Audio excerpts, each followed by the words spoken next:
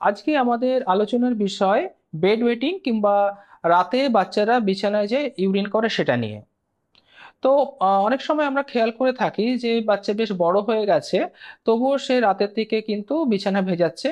তো এইটা নিয়ে বাড়িতে বেশ একটা চিন্তার একটা পরিস্থিতি তৈরি হয়। বাবা মা কিংবা আর যারা আছেন তারা সবসময় বলতে থাকেন এটা কি খুব বেশি প্রবলেমেটিক, এটা থেকে কি করে মুক্তি পাওয়া যায়।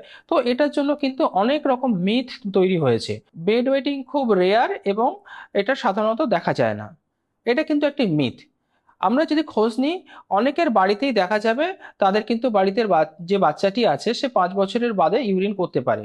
দেখা গেছে যে বাচ্চাগুলোর বয়স 7 বছর মতো, তাদের মধ্যে প্রায় 15% বাচ্চা কিন্তু এই টাইপের ইউরিন করে থাকতে পারে। বিশেষত দেখা যেতে পারে যে বাচ্চার বাবা মা তাদেরও ছোটবেলায় এই টাইপের অভ্যাস ছিল, তাদেরও কিন্তু পরে এটা হওয়ার চান্স অনেক বেশি থাকে। কোনো কোনো বাবা মা মনে করেন যে বাচ্চাটি খুবই অলস কিংবা খুবই দুষ্টু, সেই জন্য হয়তো বেড ওয়েটিংটা হচ্ছে। এটাও কিন্তু পুরোপুরি ঠিক নয়। কোনো কোনো ডেভেলপমেন্টের একটু প্রবলেম হলে দেখা যেতে পারে এটা, কিন্তু বাচ্চা যে একদম অলস কিংবা বাচ্চা প্রচন্ড দুষ্টু তাই জন্য যে এই বেড ওয়েটিং হচ্ছে তা কিন্তু নয়। স্ট্রেস বা কোনো ইমোশনাল কোনো প্রেশারে থাকলে বাচ্চারা অনেক সময় বেড ওয়েটিং করে, এটাও একটি ধারণার মধ্যে পড়ে। যদিও দেখা যায় যে কখনো কখনো যখন অ্যাংজাইটি বাড়ে বাচ্চাদের, সেটা বাড়তে পারে বেড ওয়েটিংটা, কিন্তু এটা পুরোপুরি যে অ্যাংজাইটির উপর রিলেটেড তা কিন্তু নয়। অনেক বাবা মাই প্রশ্ন করেন আমার বাচ্চা তো সারাদিন শুকনো থাকে কিন্তু রাতে কেন বেড ওয়েটিং করে।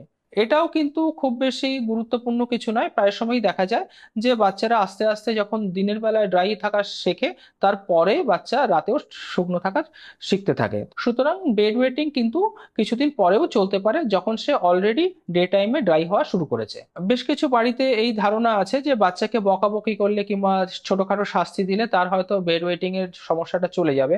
এটা একদমই ভুল। কখনোই কিন্তু বাচ্চা যখন বেড ওয়েটিং করছে তাকে বকাঝকা মারাধরো করা যাবে না। রাদার তাকে বোঝানো যেতে পারে যে এটা খুব অসুবিধে নয়, তুমি চাইলে এটা তুমি এর থেকে বেরিয়ে আসতে পারবে।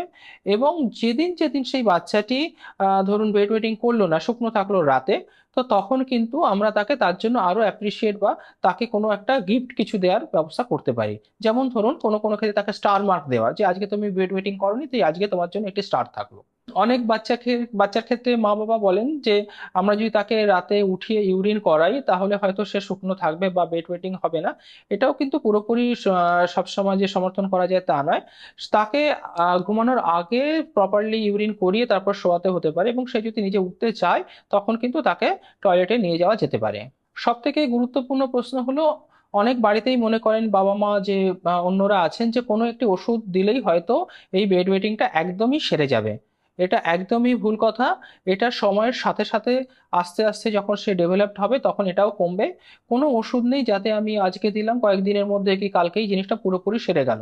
হ্যাঁ, হয়তো কিছু কিছু ওষুধ আছে যেটা সাময়িকভাবে তার ওটা কম করতে পারে, কিন্তু কোনো ওষুধ এরকম কিন্তু এখনো নেই যেটা দিলে একদমই রাতে বিছানা ভেজানো বন্ধ হয়ে যাবে। তো আমাদের কখন মনে রাখতে হবে যে বেড ওয়েটিংটা একটু চিন্তার ব্যাপার।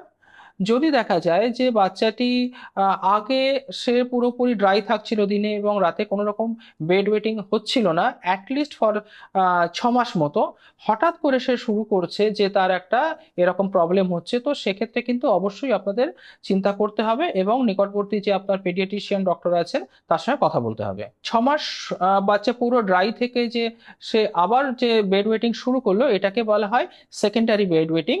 তো এক্ষেত্রে আমাদের একটু চিন্তা সবসময় থেকে যায়।